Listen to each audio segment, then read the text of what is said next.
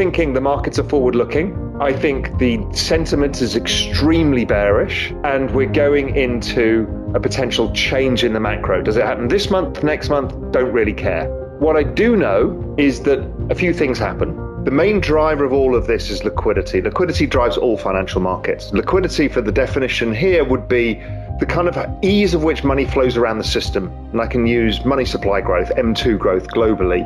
And obviously with the central banks all jacking up rates and shrinking their balance sheets, what they're actually saying to you is, we want to take liquidity out so you guys can't do as much speculation. Now, what that means is things like your credit card rate goes up, your mortgage rate goes up, you've got less money to spend on stuff. So liquidity, your liquidity, has been taken out of your pocket. And it's the same for everybody, particularly because there's so much debt in the system. However, our job is not to live in the present. Our job is to live in the future.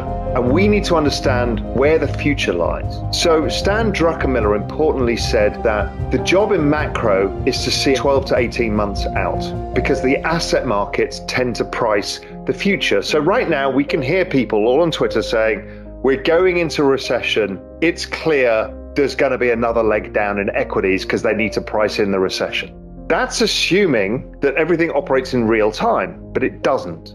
So when I look at the year-on-year rate of change of, let's say, the NASDAQ, and compare it to the ISM index, which is my guide to the business cycle, the Institute of Supply Managers survey, it suggests that the ISM survey, the NASDAQ is pricing in ISM at around 40.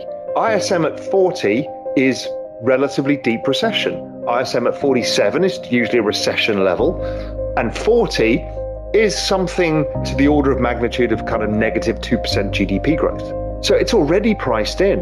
The S&P is similar. Things like copper are close, oil less so, but coming down over time in line with the business cycle. The exponential age stock, so the long end of technology, the ARC style investments, they priced an even deeper recession. So they got down to about 35 in the ISM, which was very, very low. The changes that happened were so staggering.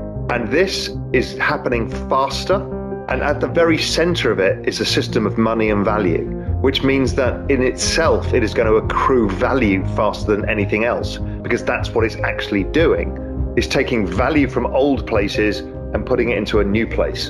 The macro is so fucked, which we've known for so long, the massive debt, the bad demographics, the polarization of the world again, the deglobalization, the globalization, all the mess that caused.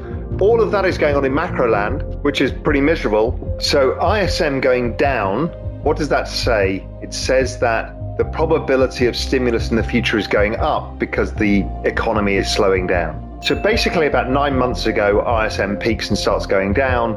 So that tells you that in 9 months' time, i.e. about now, we should start to see a turn of stimulus. Do we see any evidence of that? Well, in Europe, they're starting to do stimulus, but it's in this direct handout stimulus pattern that I've talked about in the past, which is, hey, listen, you guys are getting killed on your electricity bills, let us help you.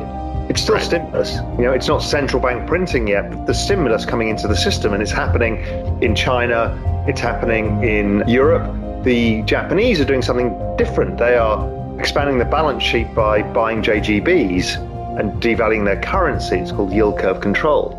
The US, many states have given out handouts to pay for electricity bills. So at the margin, things are changing. The bond market's still thrashing around trying to figure this out because the quantitative tightening is confusing the picture for bonds, because bond liquidity is ultra low, as bad as it was. Well, not yet as bad, but it's the second worst it's been since the global financial crisis. So there's an issue going on there. But generally speaking, if I look at things like forward break-even rates, they're telling us inflation is kind of in free fall right now.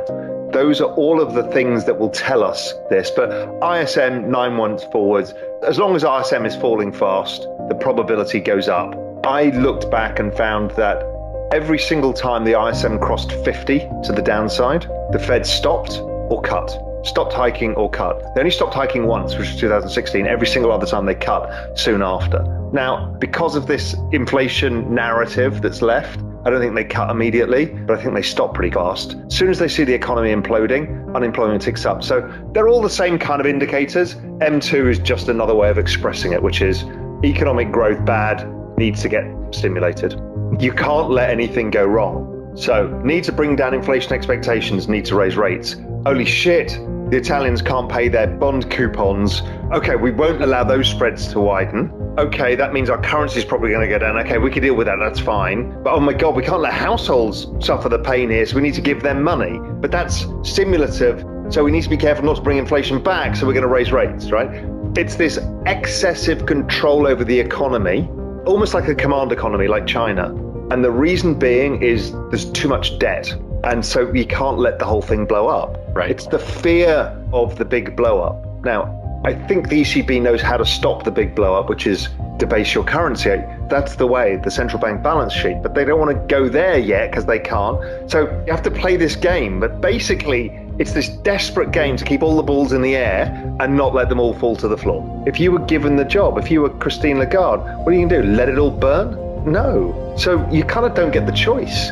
You're stuck. You're stuck trying to plug the leaky boat with your fingers. So you've got your toe there, your finger there, but there's another